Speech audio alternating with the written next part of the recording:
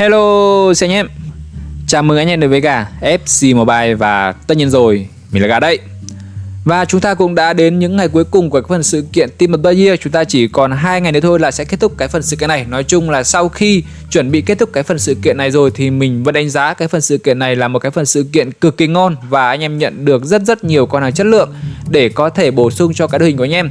Và anh em đánh giá sao về cái phần sự kiện này thì anh em cũng có thể để lại một vài ý kiến trong cái phần tin tức này. Chúng ta có thêm cái phần nội dung về khảo sát cái phần sự kiện TTI. Anh em có thể chia sẻ những cái quan điểm cũng như là có thể đánh giá cho cái phần sự kiện này, để từ những cái phần sự kiện sau chúng ta sẽ có những cái phần sự kiện ngon tương tự và EA cũng sẽ đưa ra phản hồi cho anh em. Và thực ra là nó ngon vậy thôi, chứ ngon thì chắc là với anh em, còn với mình thì mình toàn nhận được những con hàng min, không nhận được con hàng nào quá chất lượng trong cái phần sự kiện này.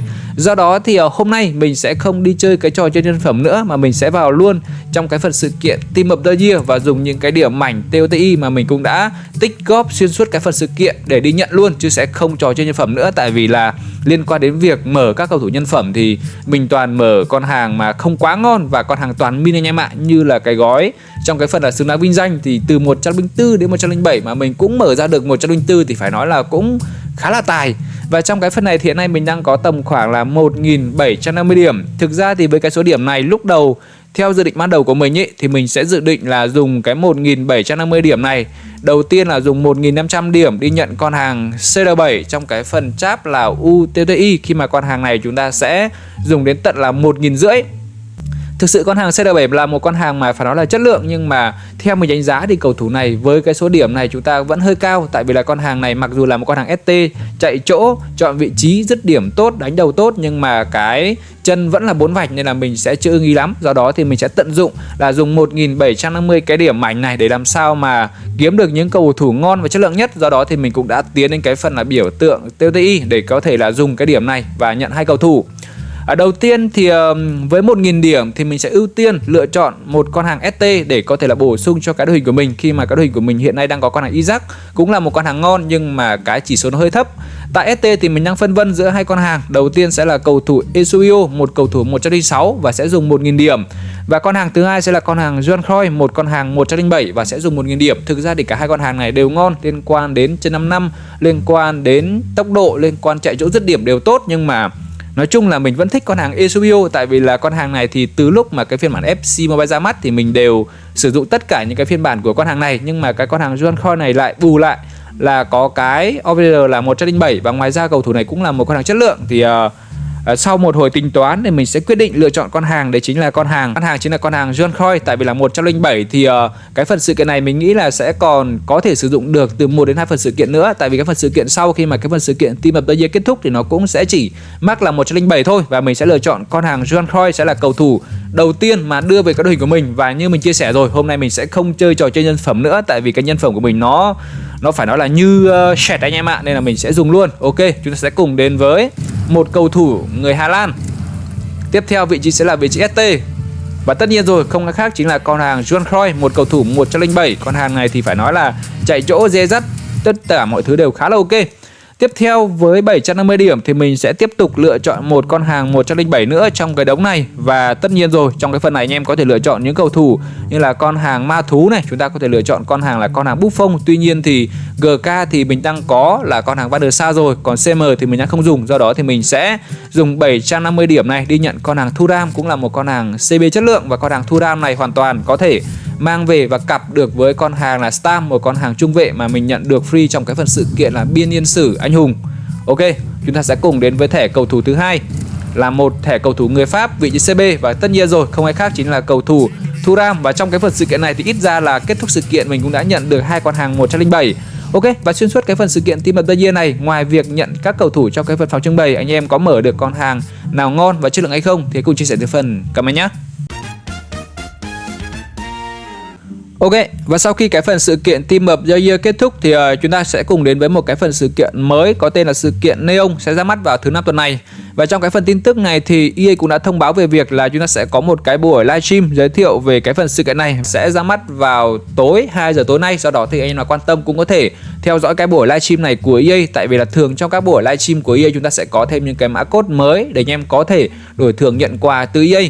Và ngoài ra nếu như mà anh em nào không có thời gian thì em cũng chỉ cần đăng ký kênh của gà FC Mobile thôi là sẽ có tất cả những cái thông tin liên quan đến cái mã code cũng như liên quan đến cách chơi của cái phần sự kiện này. Chúng ta sẽ cùng điểm qua những cái thông tin liên quan đến cái buổi livestream của EA em nhé. Và ngoài ra thì tối hôm qua trên trang Twitter của EA FC Mobile cũng đã công bố một vài thẻ cầu thủ nổi bật sẽ xuất hiện trong cái phần sự kiện Neon này. Đầu tiên thì chúng ta sẽ có tổng cộng là 3 thẻ. Đầu tiên sẽ là một thẻ đá vị trí CB, có quốc tịch là người Anh và có cái thẻ icon. Và thẻ cầu thủ thứ hai sẽ là một thẻ cầu thủ có vẻ là 107, đá vị trí là CAM, quốc tịch là Argentina và cũng là một thẻ icon. Và cuối cùng sẽ là một thẻ cầu thủ đá vị trí ST, có quốc tịch là Nigeria và sẽ có vẻ là 107. Nói chung là cái thẻ này mình nhìn sơ qua nó cũng hơi bị loạn anh em ạ, nhìn nó cũng khá là màu mè. Và theo như dự đoán thì chúng ta sẽ có những thẻ cầu thủ như sau. Đầu tiên thì theo cái ông Conny Gaming, cái thẻ vị trí CB chúng ta sẽ có thẻ của Rio Ferdinand, một thẻ cầu thủ 107. Tương tự ở vị trí CM sẽ là thẻ của Maradona, hy vọng rằng thẻ này sẽ là một thẻ mà có cái chân ít nhất là 4 vạch, còn cái thẻ trước đây trong cái phần sự kiện TOTI chỉ có 3 vạch thì nói chung là cũng hơi buồn một chút, nhưng mà hy vọng rằng thẻ này sẽ được cải thiện hơn. Và thẻ còn lại sẽ là thẻ cầu thủ Osimhen. Và ngoài 3 thẻ cầu thủ này ra thì cái ông Madista cũng như là cái ông Alonso này cũng đã design ra một vài thẻ cầu thủ sẽ xuất hiện trong cái phần sự kiện là Neon này để em có thể tham khảo. Đầu tiên chúng sẽ có thẻ của Rafael, một thẻ cầu thủ nếu như có thì sẽ là thẻ cầu thủ chất lượng ở vị trí là LV. Tiếp theo sẽ có thẻ của Dybala này, chúng ta có Kvaratskhelia. Ngoài ra có thẻ của Lewandowski, chúng ta có thêm một vài thẻ khác nữa. Liên quan đến thẻ cầu thủ icon, chúng ta sẽ có một vài thẻ như thẻ của Zidane, thẻ của Van Basten. Nếu như có thẻ của Basten thì phải nói là tiếp tục sẽ là một con hàng ST trên 5 năm và chất lượng.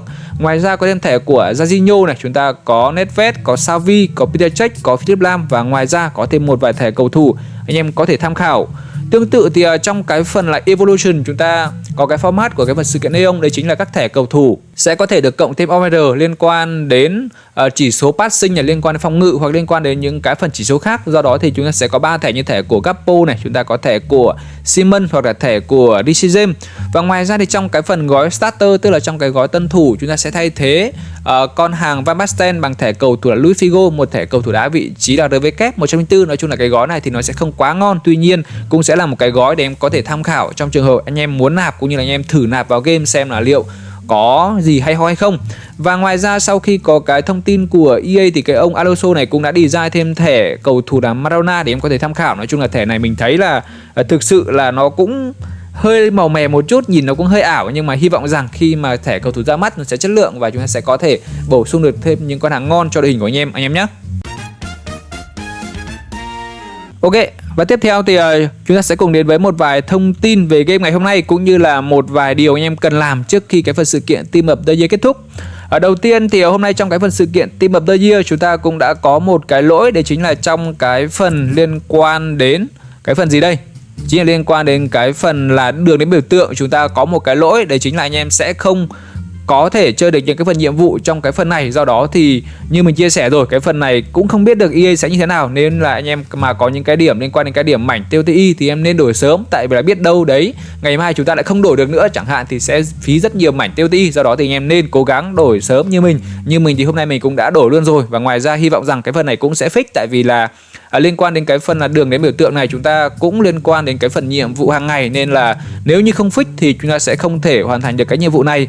Và ngoài ra thì trong cái phần sự kiện liên quan đến cái phần là thử thách nhiệm vụ Ramadan, cái phần này cũng có nhiều anh em chia sẻ là tại sao cái phần nhiệm vụ này chúng ta đã chơi xong cái phần thử thách rồi nhưng mà vẫn không thể hoàn thành được cái phần nhiệm vụ, đấy chính là hoàn thành 10 thử thách. Tuy nhiên thì cái phần này thì chúng ta sẽ ra mắt vào thứ 5 nhé. Thứ 5 tuần này chúng ta sẽ tiếp tục có cái phần thử thách thứ 2 để anh em có thể cày cuốc và tiếp tục nhận được thêm những con hàng phôi. Do đó thì anh em đừng lo lắng, cái phần này không phải cái phần lỗi của EA đâu, mà EA sẽ mở tiếp tục vào thứ 5 tuần này để anh em có thể cày cuốc và nhận được thêm các phần thưởng. Và ngoài ra thì hôm nay trong cái phần là trung tâm bóng đá chúng ta cũng đã có thêm các phần trận đấu then chốt mới để anh em có thể tiếp tục cày cuốc và nhận được thêm những cái điểm trung tâm bóng đá point. Trong đây thì chúng ta cũng đã có thêm những cái phần cặp đấu mới như là cặp đấu giữa MU gặp Arsenal sẽ diễn ra vào cuối tuần này. Ngoài ra có thêm Napoli gặp Fiorentina, chúng ta có thêm Braga gặp Porto và ngoài ra có thêm những cái phần trận đấu khác. Do đó thì anh em cố gắng cày cuốc để có thể kiếm được thêm những cái điểm trung tâm bóng đá point và từ đó thì anh em có thể đổi được thẻ cầu thủ là Team of the Week. Và từ việc anh em đổi được cầu thủ Team of the Week thì anh em sẽ mang các thẻ cầu thủ này đi đổi các cầu thủ trong cái phần PTM. Có những con hàng như con hàng Kluivert, con hàng Mbappe hoặc con hàng Wish cũng là những con hàng mà khá là ngon cho cái phần này để anh em có thể đổi. Do đó thì anh em cố gắng cày cuốc những cái phần nhiệm vụ này để có thể nhận được tối đa các phần thưởng em nhé. Và ngoài ra thì khi mà cái phần sự kiện Team of the Year kết thúc cũng đồng nghĩa với việc là cái phần Star Pass của con hàng Son Heung-min này cũng sẽ kết thúc. Và trong đây thì nếu như anh em còn thiếu một vài điểm liên quan đến cái điểm FC Point, anh em cũng có thể nạp cái pass này, hoặc là thiếu một vài điểm liên quan đến cái điểm mảnh TOTI để có thể đuổi cầu thủ thì em cũng có thể nạp. Tại vì là theo mình đánh giá thì sau cái pass của con hàng Son này thì ít có cái pass nào sẽ ngon bằng cái pass này. Do đó thì anh em có thể đầu tư một chút để kiếm được tối đa những cái phần thưởng trong cái pass này. Và tất nhiên rồi, anh em nào có nhu cầu nạp cái pass này để nhận được tất cả các phần thưởng thì có thể inbox cả sớm. Tại vì chúng ta sẽ chỉ còn ngày hôm nay, ngày mai nữa thôi là sẽ kết thúc cái pass của con hàng Son anh em nhé. Ok, mình thì cũng đã hoàn thành hết rồi nên là mình sẽ nhận một thẻ cầu thủ của người Canada. CB, con hàng gì đây? Đây sẽ là một thẻ cầu thủ 98 thôi. 98 thì có lẽ là sẽ mang đi đổi những cái điểm liên quan đến cái điểm token hiệp phụ đó anh em ạ. Và ngoài ra thì hiện nay thì mình nghĩ là cái phần sự kiện Team of the Year vẫn là một trong những cái phần sự kiện ngon. Do đó thì nếu như anh em còn những cái điểm gem này, anh em cũng có thể thử trong cái phần cửa hàng này để anh em thử nhân phẩm luôn. Tại vì là nói thật là cái phần sự kiện Neon có thể là cũng ngon, nhưng mà nếu như so cái phần sự kiện Team of the Year thì mình nghĩ là cái phần sự kiện Team of the Year cũng là một cái phần sự kiện mà gần như là ngon nhất rồi.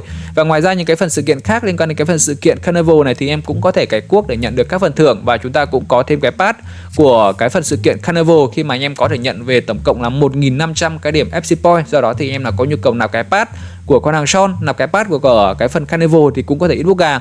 Và nhân tiện như mình chia sẻ rồi, cái phần sự kiện Team of the Year vẫn là một cái phần sự kiện mà phải nói cực kỳ hot. Do đó thì mình sẽ chốt lại cái phần sự kiện này bằng việc là thử dùng 3.000 điểm gem để mở nốt xem là liệu có nhận được con hàng nào nó tử tế trong những ngày cuối hay không. Tại vì nói thật như mình chia sẻ rồi, nhân phẩm của mình thì nó chẳng ra cái gì cả, nhưng mà vì nó là một cái phần sự kiện ngon nên là mình sẽ tiếp tục đầu tư và dùng 3.000 điểm gem để mở. Ok, chúng ta sẽ cùng đến với gói nhân phẩm ngày hôm nay. Đấy chính là một thẻ cầu thủ cờ Hà Lan, vị trí RB, con hàng Frimpong 101.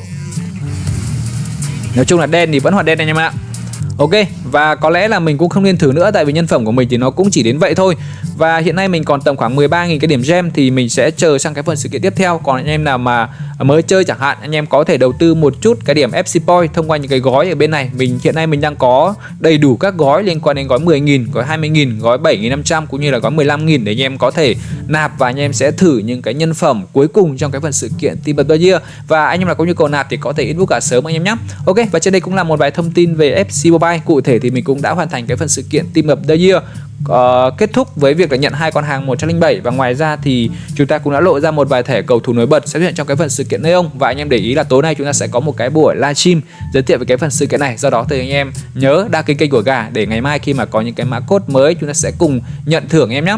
Và tất nhiên là sau video này thì mình sẽ thêm các video khác nữa về FC Mobile. Do đó thì anh em đừng quên để lên cho Gà một like, một đăng ký nhắc cảm nhé. See you soon. Yeah.